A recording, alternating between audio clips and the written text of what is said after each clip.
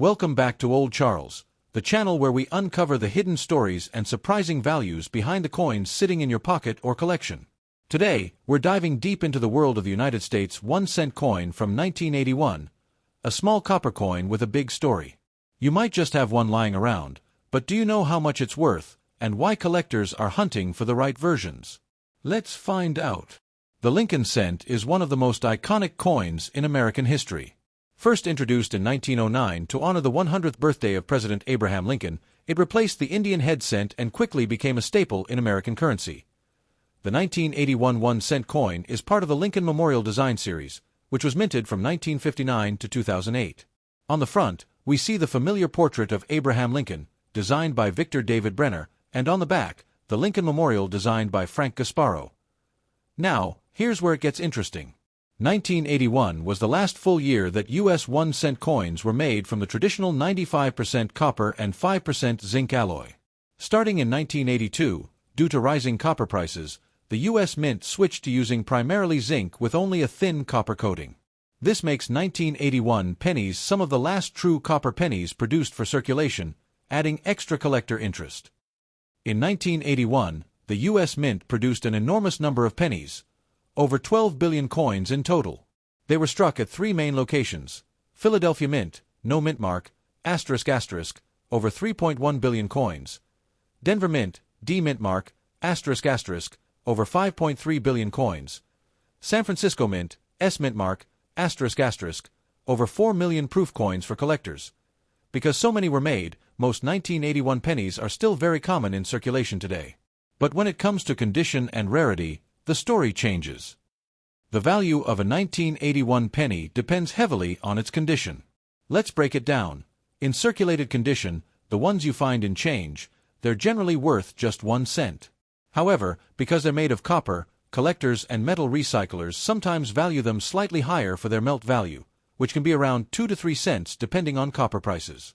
In uncirculated condition, with sharp details, no scratches, and full mint luster, they can sell for 25 cents up to $2 or more, depending on the grading. High-grade examples, like coins graded MS-65 or higher, especially those with strong strikes and no blemishes, can reach $10 to $50 at auctions. And let's not forget about the proof coins from San Francisco. These were specially struck for collectors and are usually worth $2 to $5, with pristine deep cameo examples going for $20 or more. One of the most exciting parts about 1981 pennies is the possibility of finding errors and varieties.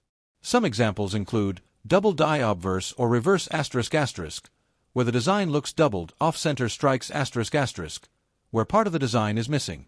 Clipped planchets ***, coins that were cut incorrectly at the mint. These error coins can be worth anywhere from $10 to several $100, depending on the type and visibility of the error. So it's always worth checking your change carefully. Collectors love the 1981 penny because it represents the end of an era, the final year before the switch from copper to zinc. Many people are putting together full sets of copper Lincoln cents, and 1981 is always a must-have. Plus, since billions were made, you can still find them in circulation today, making it a fun and affordable starting point for beginner collectors. Oh, what's the value of the 1981 US 1-cent coin? In most cases, it's still just a penny. But in high grades, with special errors, or as a proof coin, it can be worth several dollars or even more. And don't forget, its true copper content gives it extra historical and metal value compared to modern zinc pennies. Check your coin jars, your pockets, and your old piggy banks. You never know, you might just be holding onto a small piece of American history that's worth more than you think. We're taking a journey back to the year 1981 to explore the history and value of the United States 1-cent coin. This tiny copper coin carries a surprisingly big story, from Abraham Lincoln's legacy to the dramatic changes in America's coinage to the transition from copper to zinc. By the end, you'll see why this coin is more than just pocket change. To understand the importance of the 1981 penny, we need to go back more than 70 years earlier. The Lincoln cent was first introduced in 1909, during the 100th anniversary of Abraham Lincoln's birth. President Theodore Roosevelt wanted America's coinage to be more artistic, and the U.S. Mint commissioned sculptor Victor David Brenner to design the first circulating U.S. coin to feature a real person instead of symbolic figures like Liberty. The obverse, or front side, featured Lincoln's portrait, a bold move at the time, while the reverse originally had 2 wheat stalks, giving rise to the beloved wheat penny From 1909 to 1958, the wheat design symbolized America's agricultural heritage. But in 1959, to mark the 150th anniversary of Lincoln's birth and the 50th anniversary of the Lincoln cent, the reverse design was changed. The U.S. Mint introduced the Lincoln Memorial Reverse, created by chief engraver Frank Gasparo. This new design wasn't just symbolic. If you look closely, you can actually see the tiny statue of Lincoln inside the memorial, making it one of the few U.S. coins to feature the same person on both sides. The Lincoln Memorial Cent was minted from 1959 all the way to 2008, and the 1981 penny falls right in the middle of that era. But this year stands out because it was the last full year that the Lincoln cent was made from the traditional 95% copper and 5% zinc alloy. Why does that matter? Well, throughout the 1970s, the price of copper began to rise dramatically. By the late 1970s and early 1980s, the metal content of the penny was actually worth more than 1 cent. In other words, it was costing the U.S. Mint nearly as much to make a penny as the coin was worth, sometimes even more. This created serious concerns about the future of the cent. In 1982, the mint made a historic change. It switched from copper cents to a primarily zinc composition with just a thin copper coating. These zinc cents weighed only 2.5 grams, compared to the heavier 3.11-gram copper cents of 1981. That's why the 1981 penny is considered the last of the true copper cents produced for circulation, marking the end of an era. Another fascinating aspect of 1981 was the sheer scale of production. More than 12 billion pennies were minted that year across Philadelphia, Denver, and San Francisco. It reflected America's growing economy and population. Pennies were in huge demand for everyday transactions. Even though inflation had eroded the buying power of a cent, it was still essential for vending machines, sales tax, and daily purchases. When we look at the 1981 penny today, we're not just looking at a coin. We're looking at the final chapter of a 72-year history of copper Lincoln cents, a period that connects directly back to 1909 and the very first Lincoln wheat pennies. In 1981, pennies were minted in massive numbers. Philadelphia, no mint mark ** 3.1 billion coins. Denver, D mint mark ** 5.3 billion coins. San Francisco, S mint mark ** 4 million proof coins made just for collectors. With over 12 billion produced, the 1981 cent is one of the most common coins of its time, but condition and special varieties make all the difference in value. This section stays similar to what I wrote earlier: circulated worth 1 cent, copper melt / 2-3 cents, uncirculated 25 cents, $2, high grade MS 65 plus $10, $50, proofs $2, $20 plus, errors can fetch $10 hundreds. Collectors love it as the end of copper cents. So when you hold a 1981 penny, you're holding the very last year of America's classic copper cent. It links back to the birth of the Lincoln cent in 1909, the design change of 1959, and the economic struggles of the early 1980s that forced the transition to zinc. Most of these coins are worth just face value, but in top condition, with errors or as proofs, they can be worth several dollars or more. Beyond money, though, it's a fascinating piece of U.S. history. Now let's talk about one of the most important parts of a coin's value: its condition. When it comes to coins like the 1981 U.S. 1 cent, condition can make the difference between a coin that's worth only face value and one that collectors are willing to pay several dollars, or even more, to own. Coin collectors use a system called the Sheldon grading scale, which ranks coins on a scale from 1 to 70. A grade of 1 means the coin is so worn it's barely identifiable, while 70 means it's in perfect, flawless condition as it left the mint. If your 1981 penny has been in circulation for decades, it might show heavy wear. Lincoln's hair and jawline will be worn smooth, the lettering may be faint, and the Lincoln Memorial on the back may be flat with almost no detail. These grades are called good, G, to very good, VG.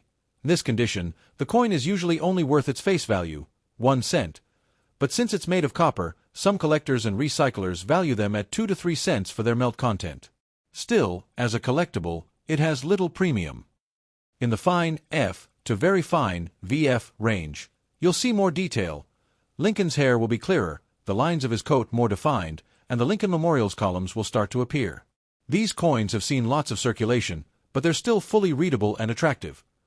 Coins in this grade are usually worth just over face value, but again, their copper content gives them a little extra interest. When a coin is graded as extremely fine, XF, or about uncirculated, AU, that's where collector interest begins to increase. In this range, most of Lincoln's details are still sharp. You'll see his cheekbone, beard lines, and sharp lettering. In the reverse, the Lincoln Memorial will still have crisp detail, with the steps visible. A small amount of wear will appear on the highest points, but the coin still looks close to new. Coins like this can bring 25 cents to $1 from collectors. Not huge money, but definitely more than face value. This is where the real value lies: mint state coins. These are 1981 pennies that never entered circulation and have no wear at all. They still shine with their original mint luster, the glow that coins have fresh from the mint.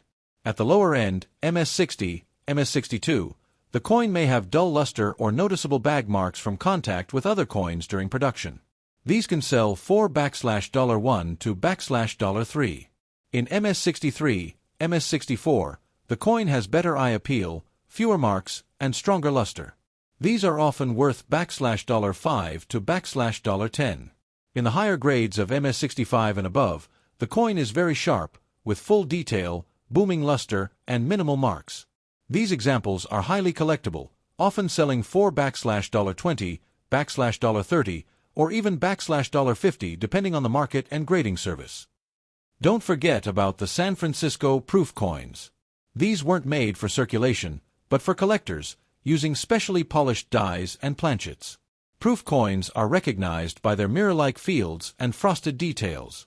Lower grade or impaired proofs might bring $1 to $3. Normal proofs in PR65, PR67 are usually valued between $5 and $15. Top grade deep cameo proofs in PR69 or PR70 can fetch $20, $30, or even more, especially when certified by grading companies like PCGS or NGC.